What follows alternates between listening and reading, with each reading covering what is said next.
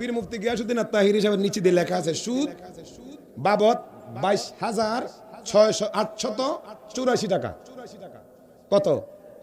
22,000, ধরেন 22,000 সামথিং। আচ্ছা, এখন এটা নিয়ে এমন ভাবে প্রচারণা, অপপ্রচার, এমন ভাবে আলোচনা হলুদ মিডিয়ারা শুরু করছে, একদম অবস্থা কাহিল। কিরে, এই লোকটারে ভালো জানতাম, এই লোকটা সুদের সাথে জড়িত। এখন এটা বলে জনসাধারণ মনের মধ্যে তিনার বিরুদ্ধে একটা প্রপাগান্ডা চালিয়ে দিল যে দেখছো এই হুজুরে ডেইলি 3টা প্রোগ্রাম করে, এক একটা প্রোগ্রাম থেকে যে 50,000 টাকা হয়, তাহলে একদিনে কত টাকা? জোরে কন। 1.5 লক্ষ টাকা। আচ্ছা, আমরা আপনাদেরকে, আমি আলোচনা সমালোচনা নয়, আপনাদেরকে মেমোরি দিয়ে দিচ্ছি। উনি নির্বাচন করতে গিয়ে, উনি নির্বাচনের যেই দিন ওনার মনোনয়নপত্র জমা দিয়েছেন, ওই দিন থেকে উনি নির্বাচন হওয়া পর্যন্ত 238টা মাহফিল বন্ধ করে দিয়েছে। কয়টা? 200, খেয়াল করেন, 238। আচ্ছা, এখন বলেন তো, যদি 50,000 টাকা করে হয়, 238টা মাহফিলের টাকা কত? আরে 2 কোটি, 12 কোটি। 1.5 লক্ষ করে হিসাব করেন, 238, আমি হিসাব করছি, 11 কোটি 9 লক্ষ টাকা। মারহাবা কর। তো যেই লোকটার 11 কোটি 9 লক্ষ টাকা তিনি যদি মাহফিলগুলো করতেন, পাইতেন, আচ্ছা 22,000 টাকা খাবার জন্য উনি সুদের টাকা খাইব? কথা কন, জোরে কন। এখন হলুদ মিয়ারা দেখছে ওনার ফেমাস, যেরকম উনি যেখানে যায় মানুষের ঢল নামে। এখন উনি যেহেতু দাঁড়াইছে, নিশ্চিত উনি ফাঁস হয়ে যাবে। কথা বলেন। এখন ওনার তো দোষ না। আচ্ছা, কোন তো ডক্টর ইউনুস বর্তমান আমাদের কিনা কয় প্রধান উপদেষ্টা, ওনার ব্যাংকে টাকা নাই? মির্জা ফখরুল ইসলাম আলমগীর, ওনার ব্যাংকে টাকা নাই? সরমনাইফ হিসাবের ব্যাংকে টাকা নাই? তো সরমনাইফ হিসাবের ব্যাংকে সব বড় বড়, ওদের নামে কেন বলেন না? তাহেরি নামে বলছে কেন জানেন? কারণ তার তো বাংলাদেশ নয়, গোটা পৃথিবীর মধ্যে তার একটা, কথা বলেন, সুনাম আছে, পরিচিতি আছে। এখন চাইছে কোন রকম যদি তাকে হ্যায় প্রতিপূর্ণ করা যায়। নাউজুবিল্লাহ কইতেন না কেন? তুমি তারেক জিয়ার ব্যাংক ব্যালেন্স থেকে টান দিয়ে দেখো না, সুদের কারবার ওখানেও তো আছে। কথা কন, ঠিক কিনা? এখন তাদের মাথা ব্যথা হলো, তিনি একজন আলেম, মাথার মধ্যে পাগড়ি আছে, গায়ের মধ্যে জুব্বা আছে। এখন আমাদের এলাকার, আমাদের দেশের মধ্যে সুশীল নামক কিছু বুদ্ধিজীবী, যেগুলো বুদ্ধি প্রতিবন্ধী আছে, তারাই আলেমকে দেখতে না পারে আলেমের সম্মানকে ক্ষুণ্ণ করছে। কথা বলুন, ঠিক কিনা? আল্লাহ এই সমস্ত ওই হলুদ মিডিয়াদের কারণে, বড় বড় চ্যানেলগুলো, কিরে বাবা তোমরা অন্যগুলা দেখো না, আর এগুলা দেখতেছো এখন। নাউজুবিল্লাহ কন। আল্লাহ হেদায়েত দান করুক, আমিন কন।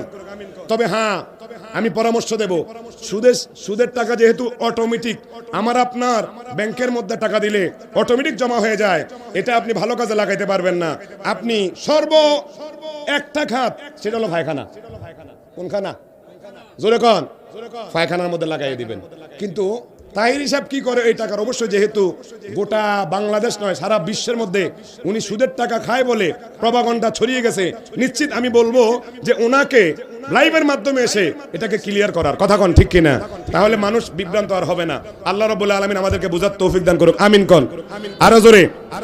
এ বন্ধুরা রে, গভীর মনোযোগ। সুদের গুনাহ হয় 70টা, তার মধ্যে একটা গুনাহ হলো আপনি যে প্রতিদিন খাবার খান, ওই খাবার খাচ্ছেন আর শুয়োরের গোশত দিয়ে আপনি খাবার খাচ্ছেন। আল্লাহ রাব্বুল আলামিন যেন আমাদের সুদ থেকে বেঁচে থাকার তৌফিক দান করে। সকলে কোন আমিন। এই মাসের মধ্যে আমার নবীজি মেরাজে গেলেন। মেরাজে গিয়া আমার নবীজি যখন জান্নাত জাহান্নাম সায়ের করলেন, আমার নবীজি জান্নাতের পারে গিয়ে আমার নবীজি স্তব্ধ হয়ে গেলেন। দেখতেছেন আমার উম্মতের মধ্যে অনেক মানুষকে আল্লাহ এমন ভাবে জাহান্নামের মধ্যে দিচ্ছেন। আমার নবীজি একটা বড় নদীর পাশে গেলেন। ওই নদীর পানি কোনো স্বচ্ছ নয়, ওই নদীর পানিটা হলো ফুজ রক্তে ভরা। জোরে কোন আল্লাহু আকবার। কি রক্ত? কি দিয়ে? ফুজ এবং রক্ত। আমার নবীজি দেখলেন কিছু মানুষ ওই পুঁজ এবং রক্তের নদীর মধ্যেই হাবুডুবু খাচ্ছে। একজন ফেরেশতা বড় একটা পাথর নিয়ে পাথরের মধ্যে দাঁড়িয়ে আছে। যেই মুহূর্তে ওই নদীর মধ্যে থাকা মানুষগুলো, যেই মুহূর্তে তারা ওই রাস্তা তারা পারে আসতে চায়, উঠতে চায়, এমন সময় দাঁড়িয়ে থাকা ফেরেশতা বড় একটা পাথর নিয়ে তার উপরে নিক্ষেপ করে। নিক্ষেপ করতে দেরি, ওই পাথরের আঘাত খেয়ে আবার ওই লোকটা চলে যায় মধ্যখানে। আমার নবী জিবরাইল আমিনকে জিজ্ঞাসা করলেন, ও ভাই জিবরাইল, তাদের এই শাস্তি কেন? কয় নবী গো, তারা দুনিয়াতে থেকে সুদের কারবার করত। আল্লাহ রাব্বুল আলামিন আজকে তাদের ওই সুদ খাওয়ার কারণে তাদেরকে জাহান্নামের মধ্যে আল্লাহ পুজ রক্তে ভরা নদীর মধ্যে তাদেরকে রেখে দিচ্ছেন। জোরে কন নাউজুবিল্লাহ। আচ্ছা কোন তো সুদের আর কোনো আলোচনা করা লাগে? দেখেন আমরা একটা এই যে চোখের একটা ময়লা আছে, এই চোখের ময়লা আমরা কেতুর কই। কেতুরটা যদি আমরা পরিষ্কার না করি, একটা মানুষের কাছে যাই দেখবেন নাক ছিটাইব, কথা কয় না। আপনার একটু এদিক দিয়ে একটা ফোড়া উঠছে, ফোড়াটা যদি একটু ফুঁসটা যদি একটু বাইয়েও পড়ে, আপনার তুই ফেরতি নি বেড়া, তোর পরিষ্কার হচ্ছে কয় না? ঘৃণা ঘৃণা আমরা নাই দিয়ে একটু হিঙ্গাল পরে, আরে ছোট ছোট বাচ্চা দেখবেন নাই দিয়ে হিঙ্গাল পরে, অন এ নাই দিয়ে হিঙ্গাল পরে অনেক নাক টানে, এই বেড়া তুই খেচ্ছর বেড়া।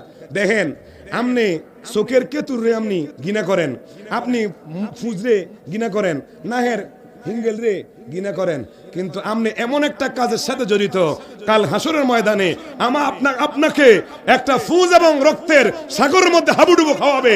আচ্ছা বলেন তো, ওই সময় অনন্ত সময়ের মধ্যে আপনি যে ওই ফুজ রক্তের মধ্যে থাকবেন, আপনার কি বিবেকের মধ্যে নাই যে আমি দুনিয়াতে থাকতে ফুজরে ঘৃণাইতাম, কিভাবে ওখানে থাকবেন?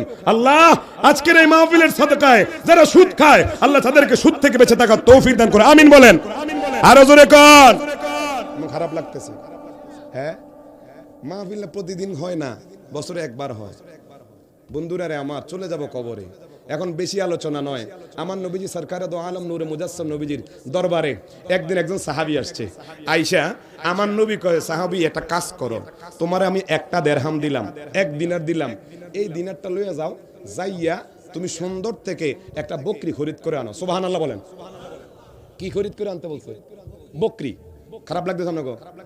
এ হাজিরিন, নবীজি তিনাকে এক দিনার দিলেন, এক দিনার দিয়ে কয় যাও তুমি গিয়া বাজার থেকে একটা বকরি কিনে আনো। এখন ওই সাহাবী চলে গেলেন বাজারে গিয়া এক দিনার দিয়ে একটা বকরি কিনলেন। পথের মধ্যে সুন্দর বকরি দেখে আরেকজন কয়, ভাই আমার কাছে বিক্রি করে দাও 2 দিরহাম 2 দিনার। সুবহানাল্লাহ। আরো জোরে। কিনছে কয় দিরহাম দিয়া? কয় দিরহাম? কয় দিনার? দিনার, এক দিনার। বেচছে কয় দিনার? সে বিক্রি করে আবার বাজারে গেল, বাজারে যাইয়া ওই 2 দিরহামের মধ্যে 1 দিনার দিয়ে সে আরেকটা বকরি কিনলো। আগের বকরিটা যেমন ছিল তার চেয়ে একটা হৃষ্টপুষ্ট আরেকটা বকরি কিনে আমার নবীজির দরবারে 1 দিনার দিয়ে একটা বকরি আর 1 দিনার নিয়ে আমার নবীজির দরবারে গেলেন। আমার নবীজি ওই সাহাবীকে ডেকে বলে, সাহাবী বকরি কিনেছ? কয় হ্যাঁ কিনেছি। কয় দেখি। কয় ইয়া রাসূলুল্লাহ, নবী গো আপনি আমাকে 1 দিনার দিলেন, এই 1 দিনারের বিনিময়ে আমি একটা বকরি কিনলাম। বকরি কেনার পর আমি যখন রাস্তা পার হলাম, রাস্তার পারে এসে আরেকজন আমাকে বলল বকরিটা বিক্রি করে দাও। আমি বকরিটা বিক্রি করে দিলাম, বিক্রি করে দিয়ে 2 দিনার আমি বিক্রি করলাম। এখন বিক্রি করার পর আবার বাজারে গেলাম, বাজারে গিয়া আমি আবার 1 দিনারের বিনিময়ে একটা বকরি কিনে আপনাকে দিলাম। আর বাকি যে 1 দিনার আমি লাভ করেছি, এই লাভটা আপনার নবীকে আমি হাদিয়া দিয়ে দিলাম। আল্লাহু আকবার। এখন আমার নবীজি বকরিও নিছে, দিরহাম না নিয়া কয় দিটা ঠিক আছে তুমি নিছো, দাও তোমারে দিয়ে দিলাম। নবীজি দিয়ে দিছে। এখন সাহাবী পিছনে এসে কইতেছে, হায় রে আমি মনে হয় ভুল করে ফেলেছি, নবী আমারে দিছে 1 দিনার, একটা গরু একটা বকরি কিনতাম, একটা বকরি কিনলাম ঠিক, কিন্তু আমি যে এই ব্যবসাটা করলাম নবীজি মনে হয় কষ্ট পাইছে। গিয়া আমার নবীজির দরবারে হাঁটু গেড়ে বসলেন। বসার পর কয়, ইয়া রাসূলুল্লাহ, নবী গো আপনি মনে হয় আমার এই আচরণে খুশি না। ইয়া রাসূলুল্লাহ, নবী গো আপনি মনে হয় আমার আচরণে খুশি না। কয় না, কেন? কয় ইয়া রাসূলুল্লাহ আপনি দিলেন আমাকে 1 দিনার, আর আপনি আমাকে দিলেন একদিন আর একটা বকরি কিনতে, একটা বকরি কিনলাম, পথের মধ্যে আমি লাভ পেয়ে বিক্রি করে দিলাম, এই টাকাটা আমি নেই নাই, আপনাকে হাদিয়া দিলাম। কেন গো নবীজি আপনি আমাকে আবার হাদিয়া দিয়ে দিলেন? আমার নবী কয়, এ সাহাবী রে, ব্যবসা করা হালাল। আমার আল্লাহ বলেছেন ব্যবসা করো, কিন্তু সুদকে হারাম করেছে। তুমি এক দিরহাম এক দিনার দিয়ে একটা বকরি কিনেছ, তুমি আবার লভ্যাংশ পেয়ে বিক্রি করেছ, এতে কোনো সমস্যা নাই। তবে তুমি আমাকে হাদিয়া দিয়েছ, আমি চাই তুমি এই টাকা দিয়ে আবার ব্যবসা করে তোমার পরিবার চালাও। জোরে কোন সুবহানাল্লাহ, আল্লাহু আকবার। এখন এক সাহাবী কইতেছে, ইয়া রাসূলুল্লাহ, তাহলে আমি একদিনের বিরিয়ানি যদি মাল কিনি, কেনার পরে বিক্রি করার পরে আমি যদি এটা লভ্যাংশ করি তাহলে লাভ হবে? কয় হ্যাঁ এটা জায়েজ, কিন্তু তুমি টাকা দিয়ে টাকা এনে দিলে এটা জায়েজ হতো না, কারণ তুমি আমার থেকে এক দিনার নিয়েছো, যদি তুমি বিক্রি করে আমাকে 2 দিনার দিতে তাহলে এটা ছিল সুদ। কথা কন ঠিক না? 2 দিনার নিয়ে আবার বিক্রি করার পরে আপনি 1 টাকা দিয়ে, নবীজি বলছে আনতে, এখন আপনি যদি নিজের দায়িত্বে নিয়ে যদি আবার বাড়ান, লাভ্যাংশ হবে ঠিক আছে, কিন্তু 1 টাকাটা যদি আপনি আরো বেশি কইরা লাভ না, টাকার বিনিময়ে টাকা দেন, তাহলে এটা সুদ। কথা বুঝেন নাই মনে হয়? ব্যবসা করছেন আপনি, না নবীজি কি ব্যবসা করছেন নাকি? কথা বুঝেন নাই। আমার থেকে আপনি 1 লাখ টাকা নিছেন, আপনি নিয়ে আবার যা করেন, ব্যবসা করেন, যা করেন, কিন্তু আপনি যদি আমাকে ওই টাকার বিনিময়ে আমি যদি বলি যে আমাকে একটা জিনিস দেন, তাহলে এটা দিতে পারেন, কিন্তু 1 লাখ টাকা নিয়ে যদি আমার 1,10,000 1,000 টাকাও দেন, এই 1,01,000 যেটা, এটা আমার সুদ। কথা বুঝাইতে পারছি না? এখন এই সুদের আলোচনা যখন করলো নবীজি, একজন লোক দাঁড়িয়ে গেছে, ইয়া রাসূলুল্লাহ, নবী গো, আমি অনেক সময় এই টাকা দিয়ে টাকা নিতাম, কিন্তু আপনার জবান থেকে যেদিন শুনেছি টাকা দিয়ে টাকা নেওয়া অর্থাৎ দিনার দিয়ে দিনার নেওয়া হারাম, এই দিন থেকে আমি আর কখনো এই ব্যবসাটা করি নাই। আমি কি জান্নাতে যেতে পারবো? সুবহানাল্লাহ, আরো জোরে। আমার নবীজি ওই সাহাবীরে কয়, এ সাহাবী, তুমি কি ইসলাম ধর্ম গ্রহণ করার আগে এই কাজ করেছো না পরে? কয়, ইয়া রাসূলুল্লাহ, নবী গো, আমি যখন ইসলাম ধর্ম গ্রহণ করি না তখন এই কাজ করেছি। আমার নবী কয়, যখন তুমি ইসলামের পথ ছায়া তলে চলে এসেছো, তোমার জীবনের গুনাহগুলো আল্লাহ মাফ করে দিয়েছে। বাস থেকে মিনিটে সেকেন্ডে ফোন দিলে আমার আপনার মোবাইলের মধ্যে বেজে উঠে, কিন্তু মারে বাবারে, নিজেকে জানি হাতে শোয়াইছেন কবরে, ওই তো ঘরের পাশে কবর, আপনার মসজিদের পাশেই তো কবর। একদিন নয়, 2 দিন নয়, কেউ দেখা গেছে 20 বছর, 10 বছর, 5 বছর আগে বাবারে শোয়ালেন যেই ঘরের মধ্যে, যেই দেশের মধ্যে বাবা চলে গেল, মা চলে গেল, শত চেষ্টা করেও ওই কবর থেকে মা বাবাকে তুলতে পারবেন না। বন্ধুরা রে আমার, আজকে আমরা এখানে বসেছেন যারা, সবাই একদিন না একদিন কবরের মধ্যে যেতে হবে। কথা বলুন ঠিক কিনা? আমি চলে যাব, আমায় তোমরা ভুইলা যাও না, আমি মরে যাব, আমায় তোমরা ভুইলা যাও না, ডাইনে বামে মাটি আমার, না ডাইনে বামে মাটি আমার, না আমি মরে যাব, আমায় তোমরা ভুইলা যাও না, আমি চলে যাব, আমায় তোমরা ভুইলা যাও না, ডাইনে বামে মাটি আমার, মাটির, না ডাইনে বামে মাটি আমার, মাটির। এ বন্ধুরা রে, গভীর মনোযোগ। আজকে দুনিয়ার মায়ায় পড়ে, দুনিয়ার মোহে পড়ে আপনি যেই জায়গাতে শুবেন, চিরস্থায়ী ঘর, ওই কবরের কথা ভুলে গিয়ে হারামকে আমাদের জীবন গড়াচ্ছি। আজকে দেখেন না, আমার আপনার মতো অনেক মানুষ তো তারা আমাদের সাথে চলাফেরা করেছে। গত রমজানে অনেকেই ছিল, আজকে রমজান আসতে আসতে অনেক আমাদের থেকে বিদায় নিয়েছে। বন্ধুরা রে আমার, এখানে অনেক মানুষ আছেন, আজকে আপনারা এই মাহফিলের মধ্যে এসেছেন, গত বছরও মাহফিল ছিল, এই মাহফিলটাই বছরও হচ্ছে, আগামী বছর এখানে যারা বসেছেন হতে পারে আমার আপনার ঠিকানাটা ওই কবরের মধ্যে হতে পারে। কথা বলুন ঠিক কিনা? আজরাইল একদিন আগেও নয়, পরে নয়, 1 সেকেন্ড আগেও নয়, পরে নয়, আজরাইল সময় মতো আমার আপনার ঘরের মধ্যে নক দেবে। এই পরাণ পাকে যখন চলে যাবে, আপনার সন্তান বলবে লাশ, আপনার ভাই বলবে লাশ, আপনার স্ত্রী বলবে লাশ, আপনার এলাকাবাসী বলবে লাশ। যখন আমার আপনার দেহ থেকে পরাণ পাখিটা উড়ে দিয়ে চলে যাবে, কেউ আপনাকে একদিনের জন্য রাখবে না, কেউ আপনাকে 24 ঘন্টার জন্য রাখবে না।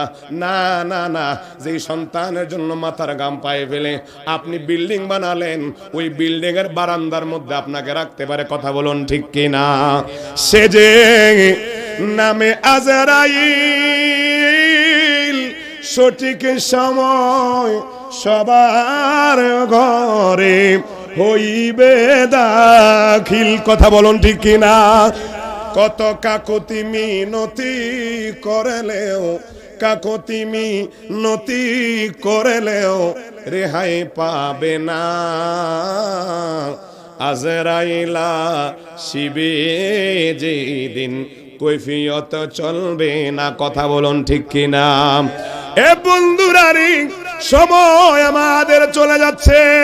যাদের 20 বছর হয়েছে, হয়তো বা কয়েক বছর সময় পেতে পারেন, কয়েকদিন সময় পেতে পারেন, কয়েক ঘন্টা সময় পেতে পারেন। যখন আপনার দেহের মধ্যে প্রাণ আছে, সবাই আপনাকে সম্মান করবে। কিন্তু যাদের মা নাই, যাদের বাবা নাই, তাদেরকে জিজ্ঞাসা করেন। আপনজন হারাইয়া যারা বসেছেন, তারা বুঝতে পারেন আপনজন হারানোর ব্যথা কত কঠিন। কথা বলুন ঠিক কিনা? কবরে যাইতেই বুনি, যাইতেই তো না মনে হয়। আপনি না যাইতে চাইলেও দেহ থেকে যখন পরাণ পাখি উড়াল দিবি, তখন আপনার সন্তান, যেই সন্তানের জন্য মাথার ঘাম পায়ে ফেলে আপনি টাকা পয়সা ইনকাম করেছেন, আজকে আমাদের যুব সমাজরা, আজকে আমাদের প্রবাসী ভাই বাবারা, অনেক বাতি যারা টাকা পয়সা দিয়ে এই মাহফিল সাজাইছেন, এখন তাদেরকে পাঠাইছেন আপনার মুখে হাসি ফোটানোর জন্য। তারা দীর্ঘক্ষণ, দীর্ঘ বছর গিয়ে তারা ইনকাম করে টাকা পাঠাচ্ছেন। এ বন্ধুরা রে আমার, যারা প্রবাস থাকে তারা জানে তাদের কষ্ট করো কত।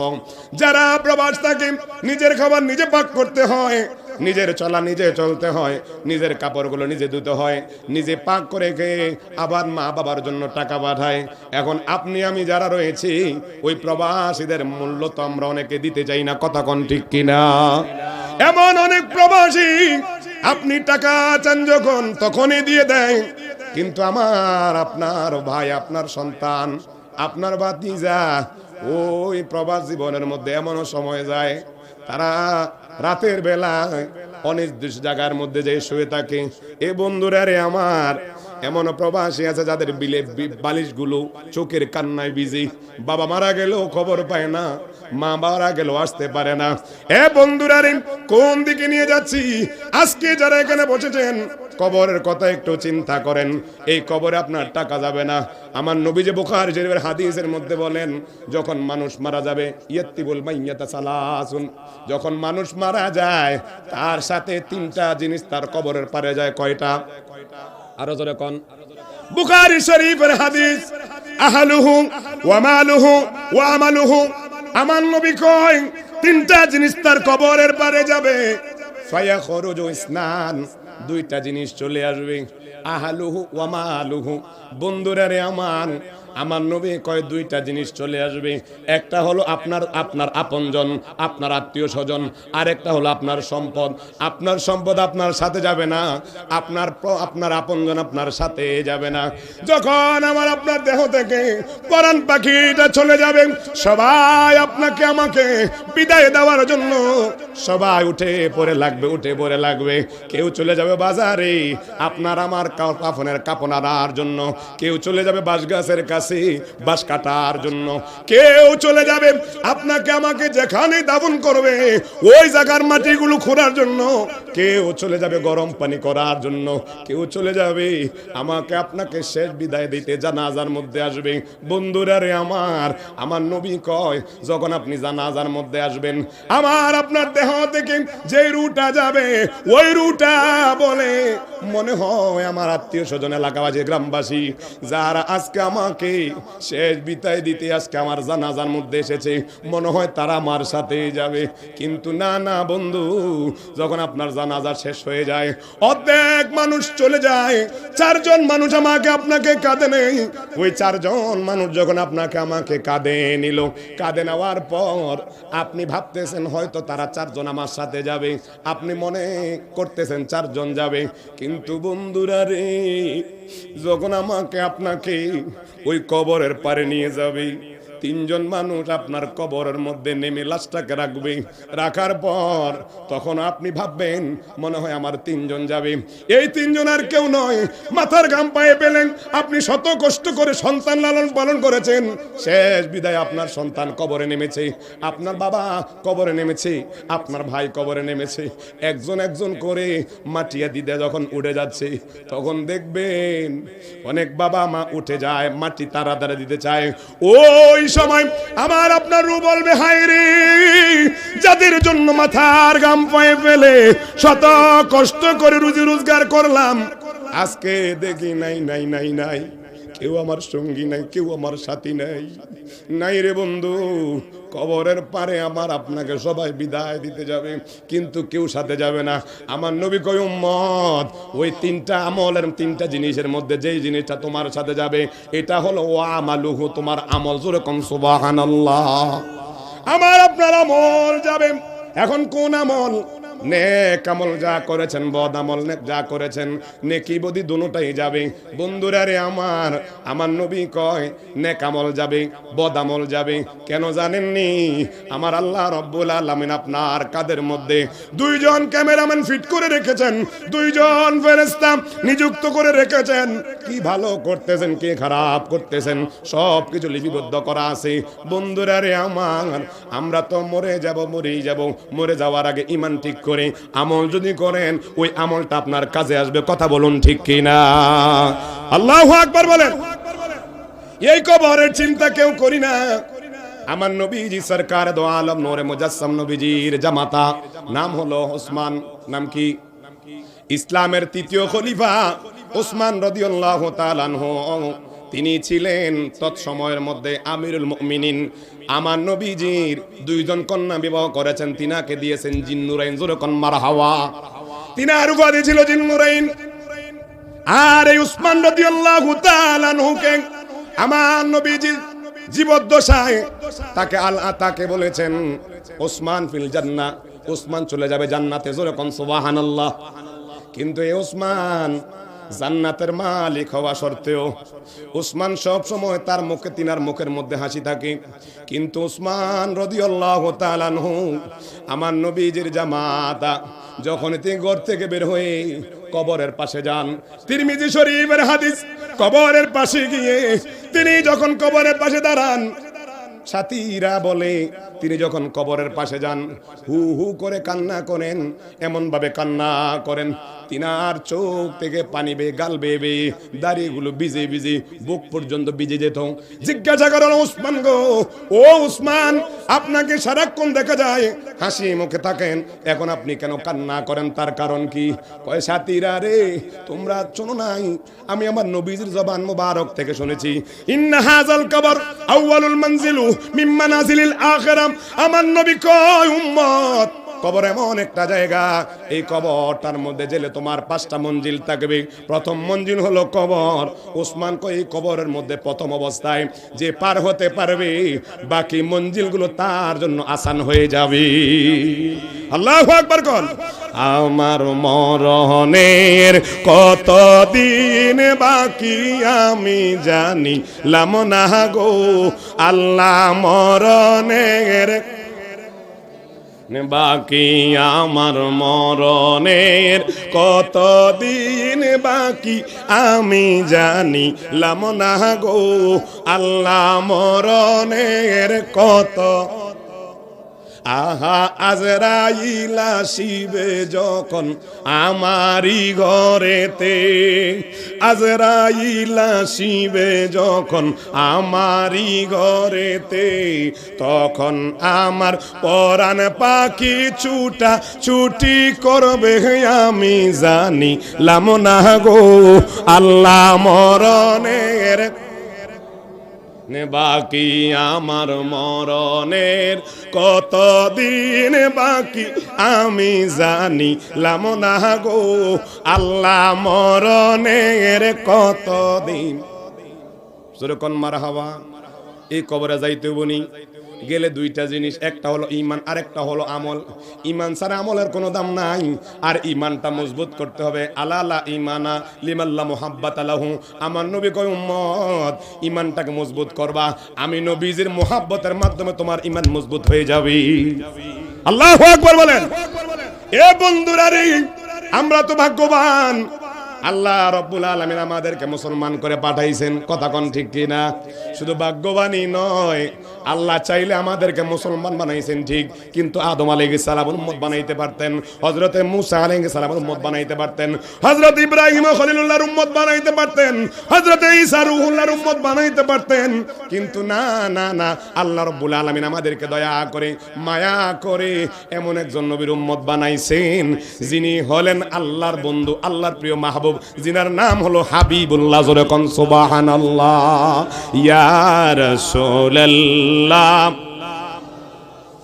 একটু মায়ের সুরে ডাক দেন না, ইয়া রাসূলুল্লাহ বাল্লা ইয়া রাসূলুল্লাহ।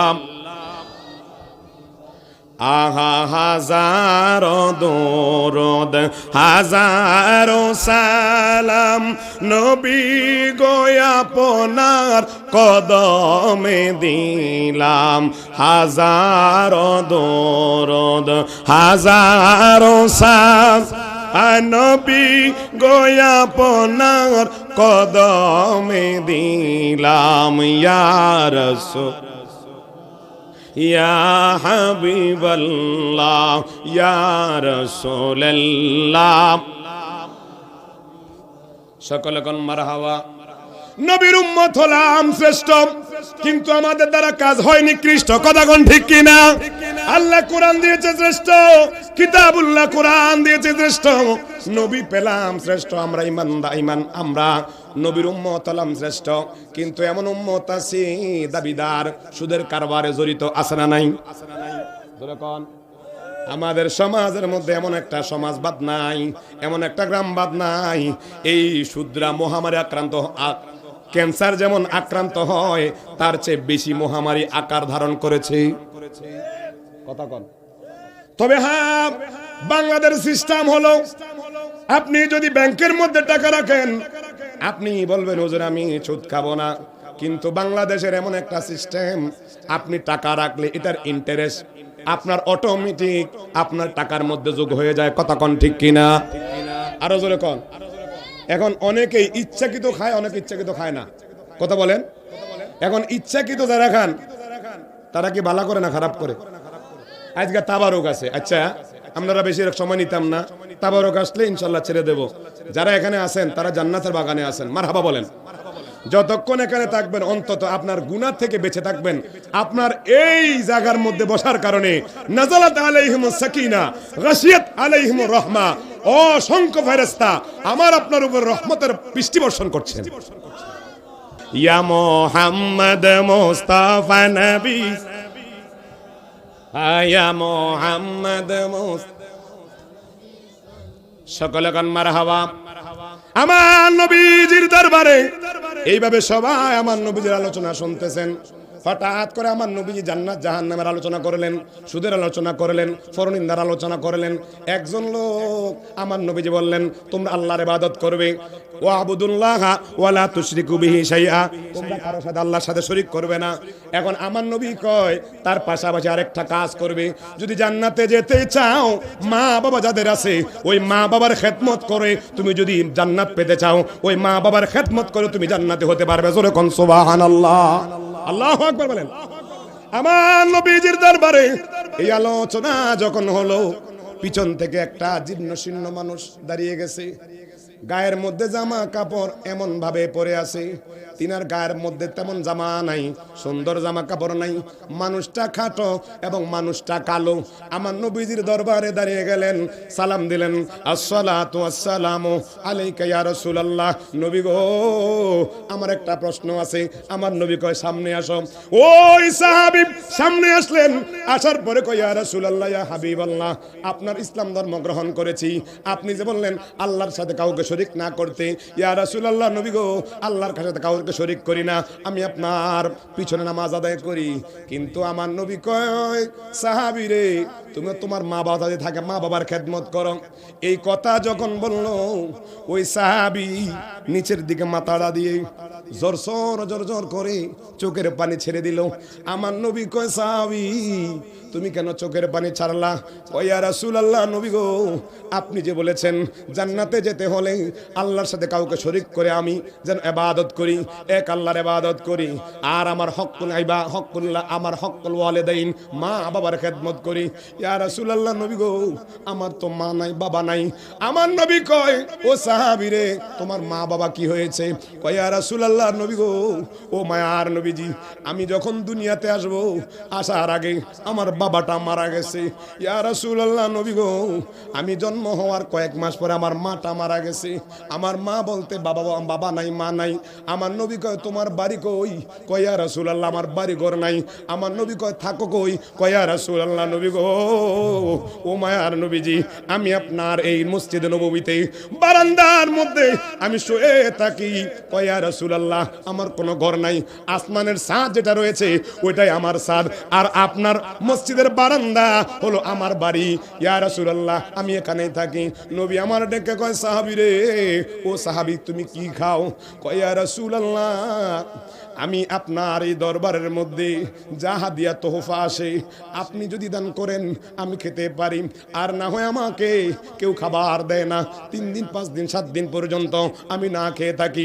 আমার নবীজি ওই জীর্ণ শীর্ণ সাহাবীকে ডাক দিয়ে বুকে নিয়ে আসলে বললেন, ও সাহাবী, তুমি যেমন এতিম আমিও তো এতিম। সাহাবী রে, তুমি জানো না তোমার বাবা হারাইছো যেই সময়, আমিও তো আমার বাবা হারাইছি। আমি দুনিয়াতে আসার আগে আমার বাবাটা হারাইছি, বাবা মুখ দেখি নাই, মা জনম দুঃখিনী আমি হারালাম। আমার বয়স যখন 6 বছর। সাহাবী, আসো আমার বুকে আসো, তুমিও এতিম আমিও এতিম। তার কারণ হলো আমার নবী যাকে ভালোবাসেন তাকে বিভিন্ন দিয়ে পরীক্ষা করেন, আমার আল্লাহ যাকে ভালোবাসেন তাকে বিভিন্ন রকমের পরীক্ষা করেন।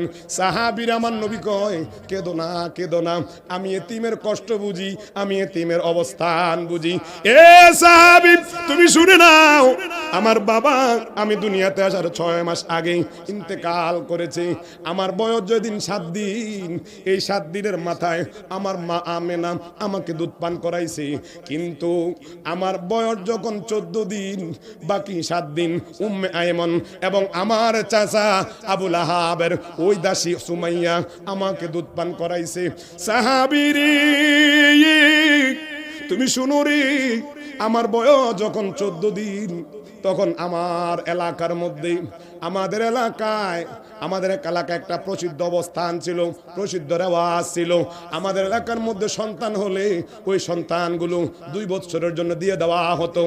ওই সন্তানগুলোকে টাকার বিনিময়ে তাদেরকে খাবার দেওয়া হতো, তাদেরকে দুধ পান করানো হতো।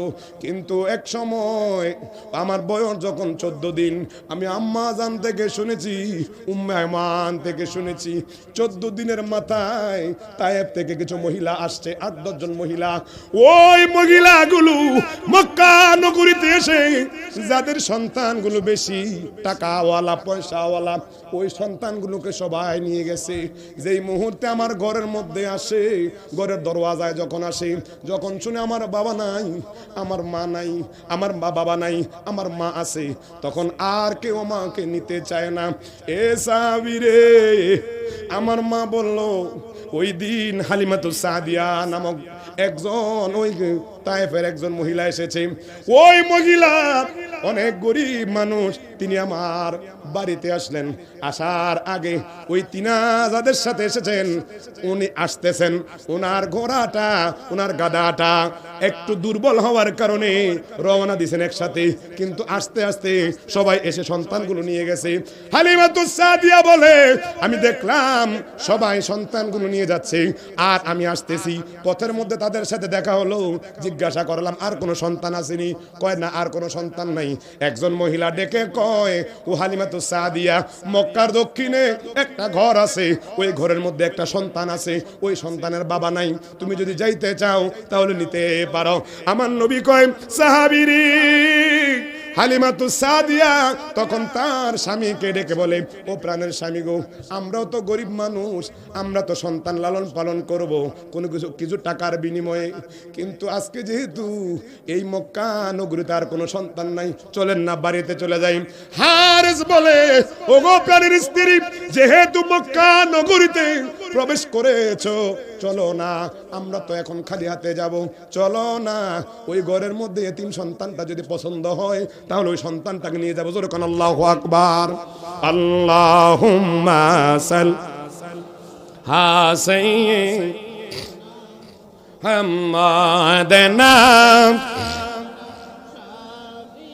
নামাও হাম্মাদ আল্লাহুম্মা সাল্লি হাসাইয়্যিদানা মুহাম্মাদানা মারহাবা।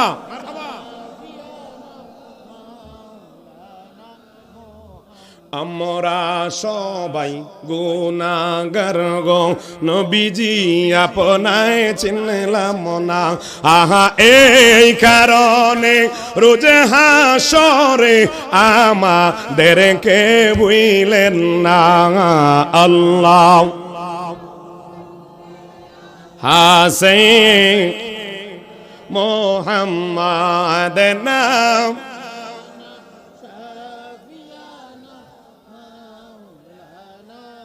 আমরা খারাপ লাগতেছে, খারাপ লাগতেছে নাকি? আলোচনা চলবে তো? এ বন্ধুরা রে, হালিমাতুস সাদিয়া আমার নবীজির ঘরে আসলেন। আসার পরে তিনার স্বামী বলেছে, যাও যাও, সন্তান যদি পছন্দ হয় তাহলে তুমি নিও। এখন হালিমাতুস সাদিয়া সবাই চলে গেছে, তিনি আসলেন মক্কাতে এসে জিজ্ঞাসা করলেন এখানে কোনো বাচ্চা আসেনি? কয় কোনো বাচ্চা নাই, একটা বাচ্চা আছে, ওই এলাকায় একটা বাচ্চা আছে, ওই বাচ্চার বাবা নাই, মা আছে। কয় ঘরটা কোথায়? হালিমাতুস সাদিয়াকে ঘরটা দেখানো হলো। লম্বা ঘটনা, ডান দিক বাম দিক যাব না। হালিমাতুস সাদিয়া আমার নবীজির দরবারে নবীজির ঘরের সামনে গিয়ে সালাম দিলেন, আসসালাতু ওয়াসসালামু আলাইকা ইয়া আহলাল বাইত। কে গো আছেন ঘরে? আমরা সালাম দিলাম। ভিতর থেকে আমার নবীর আম্মা জান সালামের জবাব দিলেন। আমার নবীর আম্মা জান কয়, কে আপনি গো?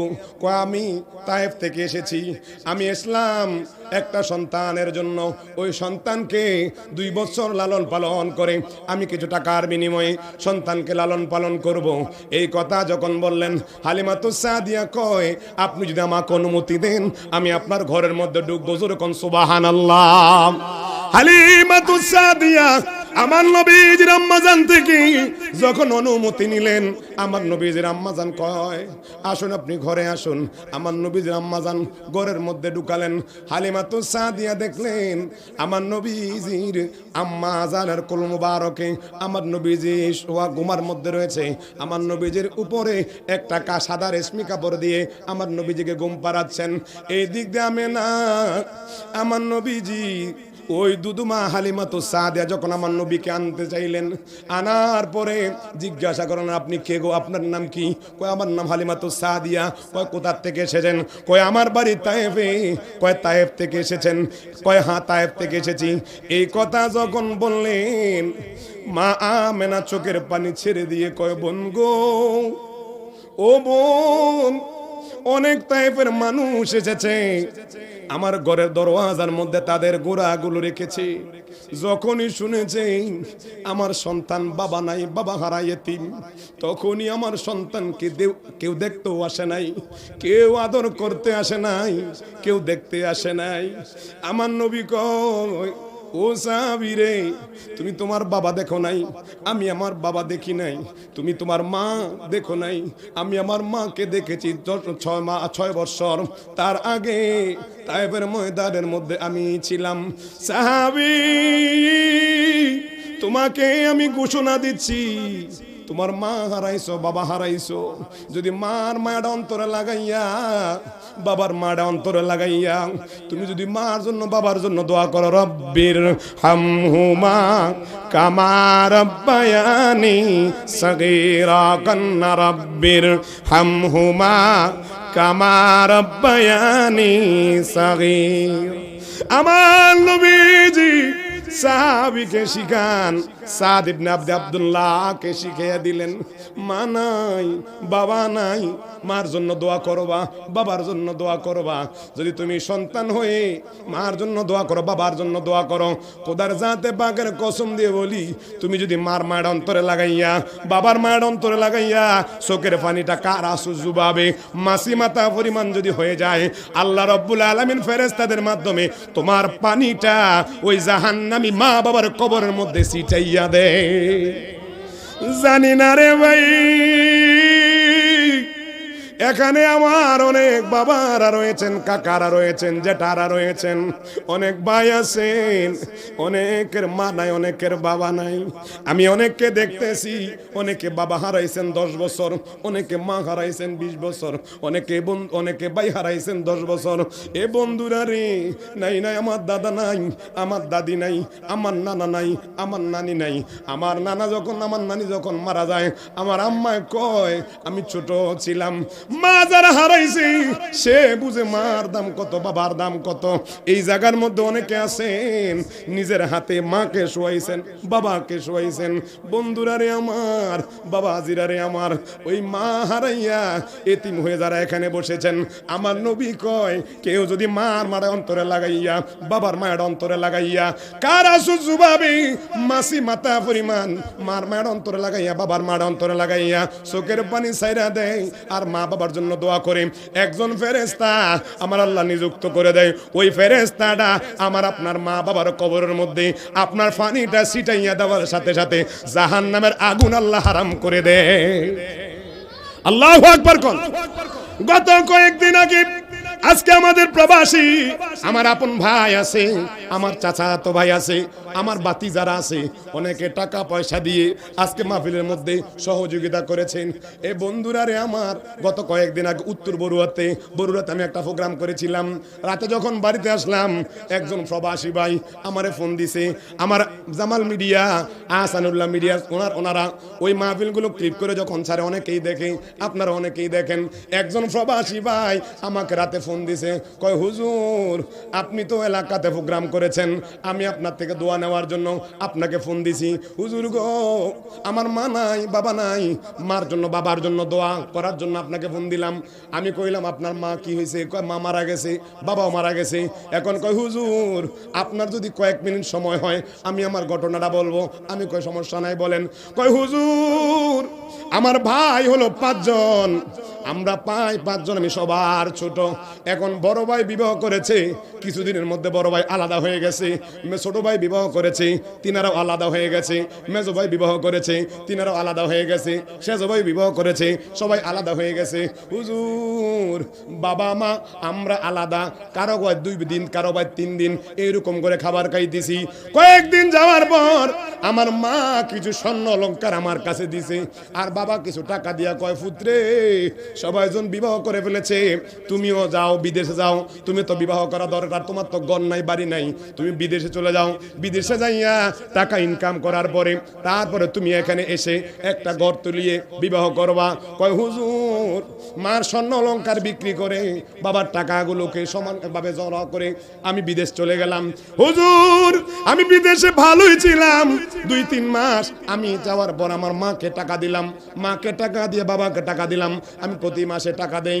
মোবাইল একটা কিনছে, মা দিয়ে নাম সেভ করছি, মা আমারে ফোন দেয়, আমিও মারে ফোন দেই, সময় পাইলে মারে দেখি, বাবারে দেখি। হাজারো কষ্ট যদি আমরা প্রবাসের মধ্যে করি, তারপরে মার চেহারা দেখলে, বাবার চেহারাটা দেখলে হুজুর অন্তরটা শান্তি হয়ে যায়। হুজুর গো, আমি যখন গেলাম 6 মাসের মাথায়, আমি একদিন মোবাইলটা নিতে ভুলে গেছি, আমার রুমের মধ্যে মোবাইলটা ছিল। হুজুর রুমে এসে আমি মোবাইলটা নিলাম, নিয়ে দেখি আমার মোবাইলের মধ্যে অনেকে ফোন দিছে, যারা জীবনে কখনো ফোন দিত না তারাও আমারে ফোন দিছে। আমি ফোন সবারটা ব্যাক না করে আগে মারটা দিয়ে ফোন দিছি। মার নাম দিয়ে যখন ফোন দিলাম, ফোন দিতে দেরি, আমি দেখি আমার বাড়ির মধ্যে কান্নার রোল দেখা যায়, এই দিক দিয়ে কান্নার আওয়াজ, ওই দিক দিয়ে কান্নার আওয়াজ। হুজুর গো, আমি ওই দিক থেকে বললাম, কি হলো কি হলো, তোমরা কান্না করো কেন? আমার একটা ভাই আমার মোবাইলটা নিয়ে মার চেহারার মধ্যে দেখাইছে, আমি দেখলাম আমার মাটা শুয়ে আছে, লাশ হয়ে শুয়ে আছে। জিজ্ঞাসা করলাম কি হয়েছে, আমার মারই অসুস্থ নি। এক ভাই গো, বাইরে আর কারে মা বলে ডাক দিবি রে ভাই, বাইরে আজকে দেখ না দুনিয়ার মায়া শেষ করে আজকে আমার মা আজকে জনমের মতো বিদায় নিছে। হুজুর এই কথা বলি যখন মার চেহারার মধ্যে আমার মোবাইলটা ধরতে দেরি, মার মরা মুখটা দেখা আমার কলিজাটা খান খান হয়ে গেছে, আমি ওখানে বেহুশ হয়ে গেলাম। হুজুর কয়েকজন ধরে আমার মাথার মধ্যে পানি দিছে, আমি মোবাইলটা ফালাইয়া দিছি, আমি দেখতেছি আমার মারে কবরের পাশে নিতেছে, সবাই কবর দিয়ে আসতেছে। হুজুর গো, আমি আমার মার একমাত্র, হুজুর গো প্রায় সময় আমি রাতে আসতাম, আমার মা কিছু খাবার খাইয়া বাকি খাবারগুলো আমার জন্য রেখে দিত। আমি ধমক দিয়ে কইতাম, মা আপনি কেন আমার জন্য খাবারটা রাখেন, খাবার তো আমি খেয়ে আসছি। কয় পুত্রে, মা আসি যতদিন ততদিন তোরে খাবার খাইছো না না খাইছো তোমারে জিজ্ঞাসা করব, যখন মা থাকতাম না তখন বুঝবা মার মতো কেউ তোমার আপন হবে না। মা গো তোমার মতো লয় না কেহ, আমায় কোলে টানি আদর করে মোছে না কেউ, আমার চোখের পানি হায় রে মা জননী আমার, হায় রে মা জননী। এ বাবারা গো, ভাইরা গো, আমি প্রায় মাহফিল থেকে যখন আসি আম্মারে দেখি একটা জানালা খোলা রাখে আর খোলা রাইখা দেখে আমি আসছিনি। যখন চাবি দিয়া আমি গেটের তালা খুলি তখন আম্মা ডাক দেয়, নোমান আইসুনি? আমি আম্মা আইসি। রাতের 12টা 1টা 2টার মধ্যে দেখি আমার মার ঘরের মধ্যে আলো জ্বলে। বন্ধুরা রে, আমার মা যার আছে তার জন্য জান্নাত ঘরের মধ্যে মা আছে। আমার নবী কই, উম্মত কেউ যদি মা বাবার দিকে মায়ের নজরে তাকাও, তুমি টাকা পয়সা খরচ করে গিয়ে হজ করলে হজ কবুল হবে না, কিন্তু মা বাবার যদি নজরে তাকাও, আল্লাহ তোমার আমলনামার মধ্যে কবুল হজের সওয়াব দিয়ে দিবে। জোরে কোন আল্লাহু আকবার। ওই প্রবাসী আমারে কই, হুজুর আমার ভাগ্যের কি নিম্ন পরিহাস, মা হারাইলাম 6 মাস, মা হারানোর পরে বাকি 6 মাস যাইতে না যাইতে আরেকদিন ফোন আসছে, হুজুর আমার বাবা মারা গেছে, আজকে আমার টাকা আছে পয়সা আছে কিন্তু মারে খাওয়াইতে পারি না, বাবারে দিতে পারি না। হুজুর গো, আমার মা জন্য বাবার জন্য একটু দোয়া করবেন। বাইরারি অনেকে এখানে আছেন, মা যখন বেঁচে ছিল টাকা পয়সা ছিল না, বাবা যখন বেঁচে ছিল টাকা পয়সা ছিল না, আজকে টাকা আছে পয়সা আছে কিন্তু মা নাই বাবা নাই। এইরকম কে আছেন? হুজুর আমি এই মাহফিলের মধ্যে মা বাবার নামে আগামী বছর বা এই মাসে অথবা আমি এখন নগদ বাকি কে আছেন? হুজুর আমি 5,000 টাকা দেন।